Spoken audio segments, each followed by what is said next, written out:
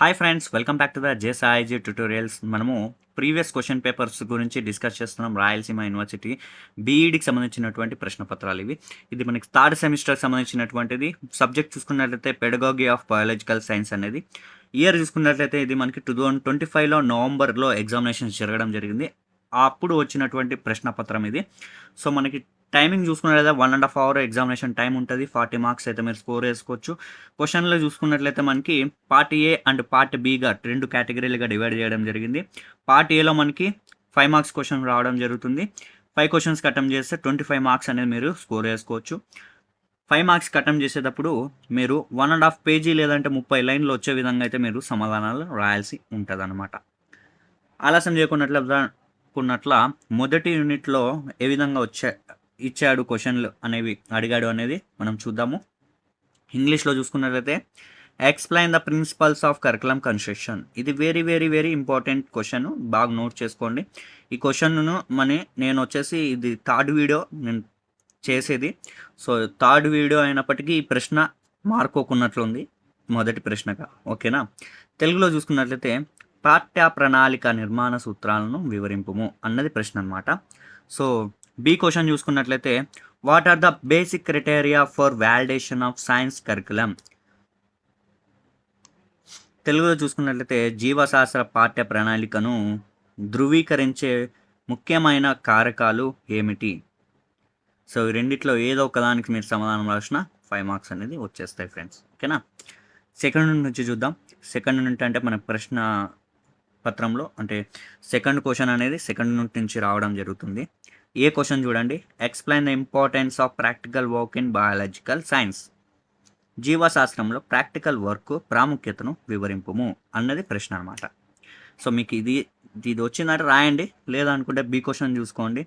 What is the advantages and limitations of mobile science laboratory. సంచార విజ్ఞాన శాస్త్రము ప్రయోగశాల ప్రయోజనాలు మరియు పరిమితులు ఏమిటి. సో ఇది మనకి సెకండ్ నుంచి వచ్చినటువంటి ప్రశ్నలు. సో 5 మార్క్స్ వస్తాయి ఏదో ఒక దానికైతే సమాధానం రాసినట్లయితే. సో లేట్ చెక్ ఉన్నట్ల ఇంకా థర్డ్ యూనిట్ నుంచి ఏ విధంగా అడిగాడు అనేది చూద్దాము. థర్డ్ యూనిట్లో చూసుకున్నట్లయితే థర్డ్లో ఏ క్వశ్చన్, ఫస్ట్ క్వశ్చన్ చూసుకున్నట్లయితే write about importance of 3 dimensional teaching aids. త్రిమితీయ సాధనముల యొక్క ప్రయోజనాలు గూర్చి వ్రాయము. బి క్వశ్చన్ చూసుకున్నట్లయితే what is the difference between vivarium and terrarium. వివేరియంకి టెరీరియంకి డిఫరెన్సెస్ రాసినట్లయితే మీకు 5 మార్క్స్ వస్తాయి. తెలుగులో చూసుకున్నట్లయితే ఇది ప్రశ్న పత్రంలో తప్పుగా ప్రింట్ అవ్వడం జరిగింది. నేను చెప్తున్నాను ఈ ప్రశ్న ఏమంటే వివేరియం అండ్ టెరీరియం మధ్య వ్యత్యాసములు ఏమిటి అన్న దాని గురించి మీరు రాసినట్లయితే 5 మార్క్స్ అయితే వచ్చేస్తాయి ఫ్రెండ్స్. సో ఇవి మనకి 2 క్వశ్చన్లు థర్డ్ యూనిట్ నుంచి వచ్చినటువంటి ప్రశ్నలు. ఫోర్త్ యూనిట్ నుంచి చూసుకున్నట్లయితే మనకి explain the activities that promote through science club. విజ్ఞాన శాస్త్ర సంఘముల ద్వారా నిర్వహించే కార్యక్రమాలను గూర్చి వివరింపు అన్నది ప్రశ్న అనమాట. సో మీకు దీనికి సమాధానం రాస్తే 5 మార్క్స్ వస్తాయి. ఒకవేళ దానికి రాదు అనుకుంటే బి క్వశ్చన్ చూడండి, రైట్ అబౌట్ కమ్యూనిటీ రిసోర్సెస్. సామాజిక వనరులను గూర్చి వ్రాయము.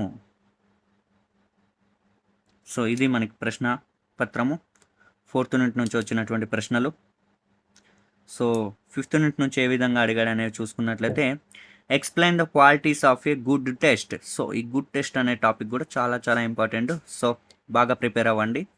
అండ్ నెక్స్ట్ చూసుకున్నట్లయితే మంచి నికషకు ఉండవలసిన లక్షణాలు వివరింపము అనేది తెలుగులో అనమాట. సో బి క్వశ్చన్ చూసుకున్నట్లయితే write about different types of test. వివిధ రకాల నికషలను గూర్చి వ్రాయము. ఫ్రెండ్స్ ఇవి నికషలు అన్నది తప్పు వర్డ్ అనిపిస్తుంది, ప్రింట్ మిస్టేక్ అనిపిస్తుంది. టెస్ట్ అంటే పరీక్ష కదా. సో మంచి పరీక్షకు ఉండవలసిన లక్షణాలు వివరింపాలి, లేదు అనుకుంటే దానికి రాదు అనుకుంటే సమాధానం రాయడము. వివిధ రకాలైన పరీక్షలు గురించి వ్రాయము అన్నది సెకండ్ ప్రశ్న. సో ఈ రెండిట్లో ఏదో ఒక దానికి మీరు సమాధానం రాస్తే మీకు 5 మార్క్స్ అయితే వస్తాయి ఫ్రెండ్స్.